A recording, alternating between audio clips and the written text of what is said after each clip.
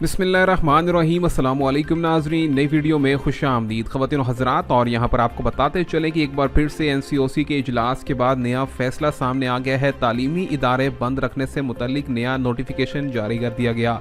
ख़वातीन हज़रात, आपको बताते चलें कि तालीमी इदारों को पाकिस्तान भर के अंदर पहले 12 सितंबर तक बंद रखने का ऐलान किया गया था, लेकिन उसके बाद ये ऐलान मुलतवी करके उसके बाद यहाँ पर मज़ीद छुट्टियाँ बढ़ाई गई थी और यहाँ पर तालीमी इदारों को उसके बाद यहाँ पर 17 सितंबर से खोलने का ऐलान किया गया था। लेकिन यहाँ पर हुकूमत ने एक बार फिर से तलबा व तालिबात के लिए यहाँ पर नया ऐलान किया है कि तमाम तर तालीमी इदारे बंद रहेंगे, तमाम तर जामियात को बंद रखा जाएगा। और अब तालीमी इदारे किस तारीख को खुलेंगे, इस हवाले से आपको बताते हैं। मुकम्मल तफसील से आगे बढ़ेंगे, लेकिन आगे बढ़ने से पहले नाजरीन से गुजारिश भी करेंगे, हमारे चैनल पर ताज़ा तरीन अपडेट से जुड़े रहने के लिए चैनल को सब्सक्राइब, वीडियो को लाइक और शेयर करना मत भूलिए।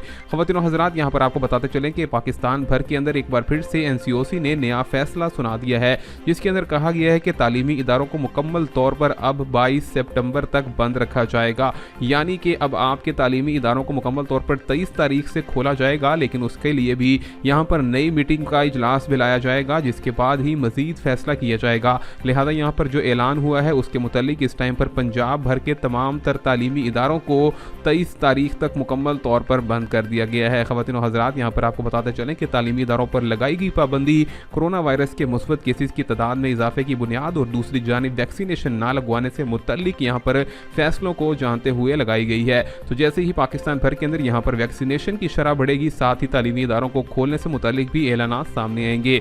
मज़ीद मालूमाती अपडेट से जुड़े रहने के लिए चैनल को सब्सक्राइब, वीडियो को लाइक और शेयर करना मत भूलिए। अल्लाह हाफिज़।